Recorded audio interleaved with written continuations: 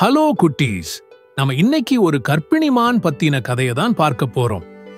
ஆரம்பிக்கலாமா? அமைதியான அடர்ந்த காட்டில் ஒரு கர்ப்பிணி மான் பிரசவிக்கும் தருவாயில் இருந்தது. அது பாதுகாப்பான மற்றும் அமைதியான இடத்தை தேடி கடைசியில் ஒரு நதியின் அருகே மென்மையான புல்வெளியை கண்டது. அவள் படுத்துக்கொண்டு தனது குழந்தையை உலகிற்கு கொண்டு வர தயாராக இருந்தபோது மேலே கருமேகங்கள் கூடின. அந்த நேரத்தில் மின்னல் தாக்கி காட்டு தீ ஏற்பட்டது. காற்றில் புகை அதிகமாகிக் கொண்டிருந்ததை பார்த்து அந்த மான் பீதி அடைந்தது. நிலைமையை இன்னும் மோசமாக்கும் வகையில் காட்டின் ஒரு பக்கத்தில் ஒரு வேட்டைக்காரன் வில்லுடன் மானை குறி பார்த்து நின்று கொண்டிருந்தான். மறுபுறம் ஒரு பசியுள்ள சிங்கம் வந்து மானை உன்னிப்பாக கவனித்துக் கொண்டிருந்தது. மான் சிக்கிக் கொண்டது. அவளால் இடதுபுறம் ஓட முடியவில்லை.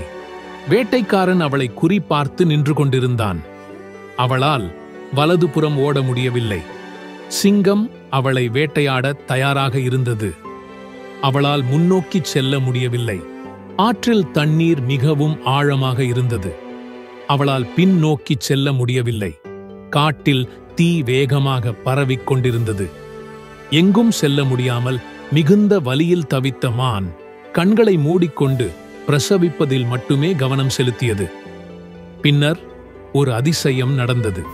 திடீரென மின்னல் தாக்கி வேட்டைக்காரனை பயமுறுத்தியது. அவன் வில்லை கீழே போட்டுவிட்டு ஓடினான். பலத்த காற்று வீசி நெருப்பின் திசையை மாற்றிவிட்டது. காட்டுத்தீ மானை விட்டு தள்ளிச் சென்றது. பலத்த இடி முழக்கத்தால் சிங்கம் திரும்பி காட்டுக்குள் ஓடியது. உடனே அந்த மான் ஒரு அழகான குட்டியை பெற்றெடுத்தது. அது பாதுகாப்பாகவும் ஆரோக்கியமாகவும் இருந்தது. இயற்கை அவளை எல்லா வழிகளிலும் பாதுகாத்தது. கதையின் நீதி என்னவென்றால், நீங்கள் சரியான விஷயங்களை செய்வதில் மட்டும் கவனம் செலுத்துங்கள். கடினமான காலங்களில் எப்போதும் அமைதியாக இருங்கள்.